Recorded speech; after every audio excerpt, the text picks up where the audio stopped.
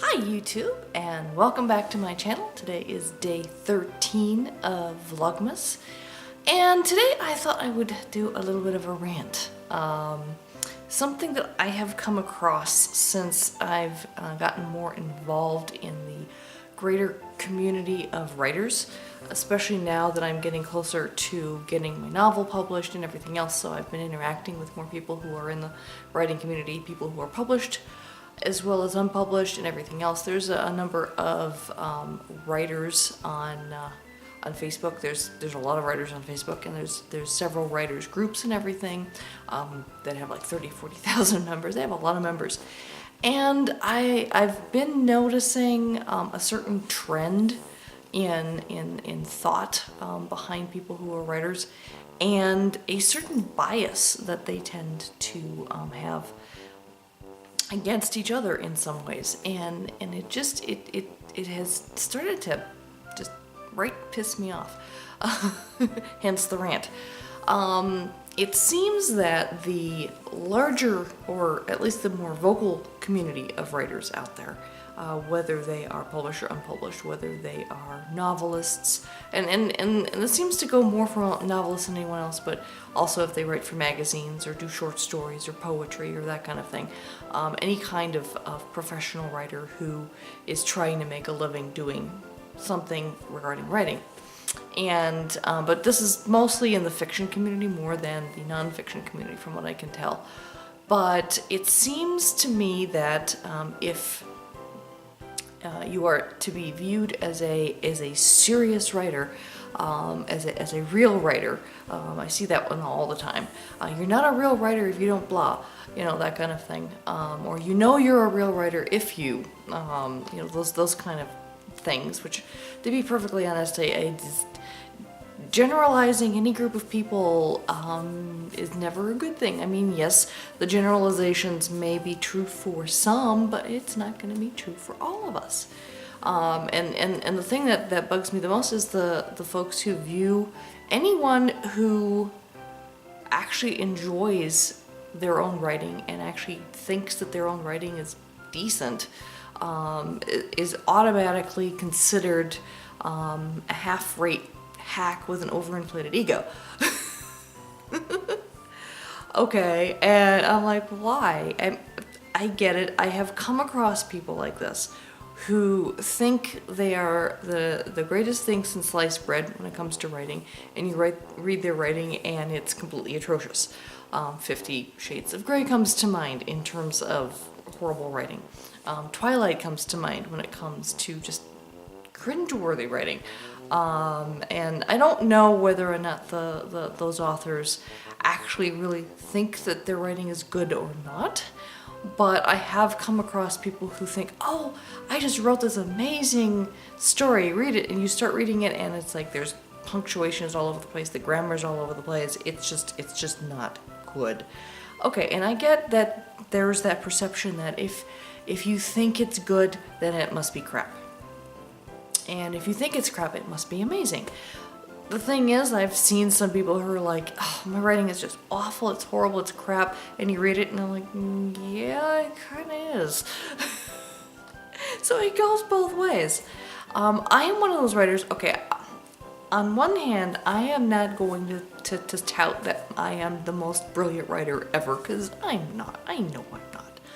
I know, and I keep trying to work on improving my writing. I keep trying to make it better. But at the same time, I like what I write, and I don't think that anything I've written is crap.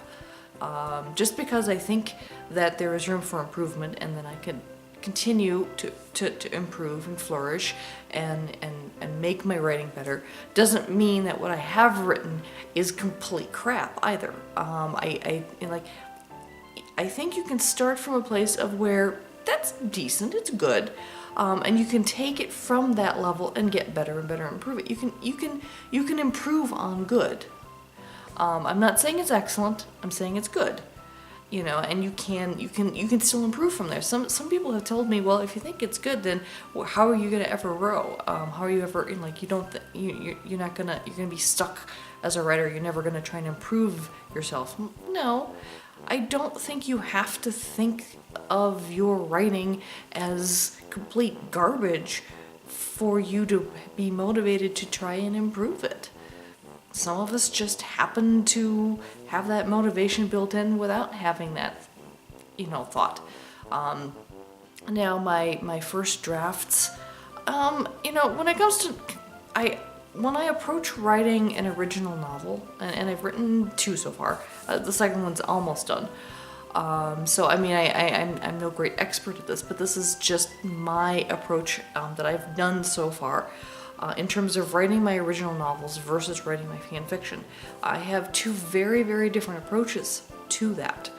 With my original novels, I plan ahead of time, I outline, I think about the full story, the full extent of the story, before I write one single word, and then I start writing, and I just I try and focus on just letting the words flow, just writing the story, and then letting it rest, and then coming back and editing it. And that seemed to work for the first novel. I think that's turned out fairly well so far. It still is in the middle of being edited, but I think it's getting there. It's really getting to the point where I'm really, really happy with it. I mean, I was happy with the first draft, but every improved version, every improved draft, I'm like, wow, this is even better. And the core story is still the same. It's just all of the flourishes around it have changed. I've needed to improve the pacing in some areas. I've needed to add detail here and there. That's my main thing, is when I'm writing my scenes, there's certain scenes that I tend to try and skip over really quickly because I don't enjoy writing those scenes as much. Action sequences and fight scenes and that kind of thing, I don't tend to enjoy those. And so I tend to just kind of gloss over them. And then when I go back and edit, I have to kind of go back in and I'm like, okay, well, I don't like it, but let's add this and this and this and just kind of embellish, not embellish, but just kind of add detail to it so that it doesn't feel like I'm skipping past it too quickly, and trying to slow the pace down so that I can bring the reader into the moment of that scene, rather than just glossing over it. And that's one of my biggest problems as a writer. One of the areas where I do know I need improvement is being able to keep the pacing going. And to be perfectly honest, I don't think it's a bad process to start off with a rough draft and skipping over those scenes initially and just kind of getting the core story down and then going back in and filling in those details later. I think that's not necessarily a bad process, and that seems to work for me so far. So I think for now I'm gonna keep going with that. But just to get back to my original point is, just because I sit here and I say, hey, I actually like what I write, and I actually enjoy going back and reading what I write, doesn't necessarily mean I am a crappy writer. It doesn't mean I'm necessarily a brilliant writer, but I beg to differ and say that it just automatically, like, boom, instantly you're a hack, you're not good, hope you never get published. I've had that thrown in my face a few times. And I think that attitude is really kind of wrong, and it really discourages certain people. I mean, thankfully I'm not easily discouraged. I don't care what people think. I'm going to keep going and I'm going to publish. Whether I have to self-publish or not, I don't know, we'll see. Once the first novel, once I've finished the latest rounds of edits and things, and I start querying agencies and stuff again, at that point I'll figure out whether or not, if I can't get an agency, then try going with a smaller publisher, and if I can't find a smaller publisher, then I'll self-publish. Regardless, the novels are going to be out there and available for sale at some point. And you know what? At the end of the day, even if I'm the only person who enjoys them, I will feel successful. The reason being, and I think this is actually one of the approaches that I think that people are taking wrong, and why their attitudes are the way they are. I mean, okay, there's a lot of people in the writing community that suffer from depression and anxiety. It seems like creative people tend to suffer from that a lot more. I don't know if there's any statistics out there on that. There might be. And I think a lot of that depression, anxiety breeds insecurities, and people who have insecurities kind of like to insulate themselves a little bit with other people who have similar insecurities. Like, they don't want to feel alone, and I can understand that. I totally sympathize with that, and I think it's perfectly fine to want to know that you're not the only person who feels the way you do. But it doesn't necessarily mean it's right for you to go out and attack those of us who don't share that tendency. Okay, so there's that mentality, but then there's also like a certain contingent of writers who they want to write to please their audience. And their audience is always an external group of people. They want the validation of this group of people. And that's perfectly fine, but my approach is different. My approach is I write for myself. I write the story that I want to read. And that's one of the reasons I enjoy my own writing, and I like my own writing, is because I'm writing the story I want to read. And I'm writing the story that I enjoy reading, and I'm writing the story in a way, the style of writing that I enjoy reading. And so at the end of the day, regardless of what anyone else thinks, I'm going to like what I write because I am writing for myself. I am my target audience. If other people enjoy my writing, if other people enjoy my stories, that is, in my opinion, the icing on the cake. That's like, oh wow, that's cool. You know, that you like the same thing I do. I think that would be awesome. And that's one of the reasons why I want to try and get published. But the end goal is to write a story that I want to read. Not that I don't want to read anyone else's stories, because I've been a voracious reader all my life. As I mentioned, I taught myself to read at age 4. I was 7 or 8 when I started reading like full-length novels, and I've been in love with the written word for almost as long as I can remember. So yes, I love reading other people's writing, but I like, you know, reading my own as well. I mean, there's stories that I come up with in my head that I think about, and to be perfectly honest, I've done this before. Like, oh wow, I'd really love to read a story about X, Y, and Z, and so I go out and I search for it, and I can't find one.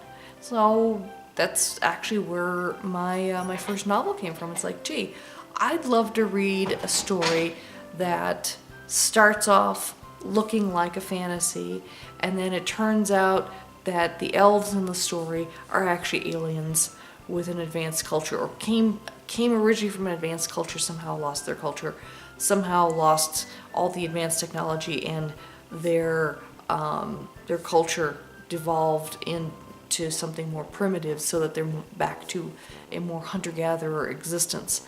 But then they rediscover their ancient past and their technology and all this stuff. And so when I looked, and I'm like, there is no story out there like that. Huh. Well, why don't I write it? And that's basically how my novel was born in the first place. It's like, I would really like to write the story. This seems like an interesting story. And I told it to my husband, and he was like, hey, yeah, that sounds interesting too. And he actually came up with the title for the novel, Artifact of the Dawn. And I would try to explain why Artifact of the Dawn is the perfect title for the novel, but it might give a spoiler away. I don't know. So I always wonder how much I should be talking about my books, and the reason for that is because when I used to do book reports in school, I used to tell everything in the entire book. I gave away the endings and everything, and all the kids were like, well, gee, thanks for spoiling it. But I couldn't help my enthusiasm for the story, and I just wanted everyone to know all the wonderful things about the story. And so yeah, so I've been, you know, told to hold back on oversharing certain things, and so I'm never quite sure where that line is. That's one of my personal issues, is I never quite know where the oversharing line is, and so I tend to, if I'm not oversharing, I'm undersharing. So, alright, well thank you for listening to my rant. If you have any opinions on this, leave them in the comments below, and until tomorrow, take care. Bye-bye.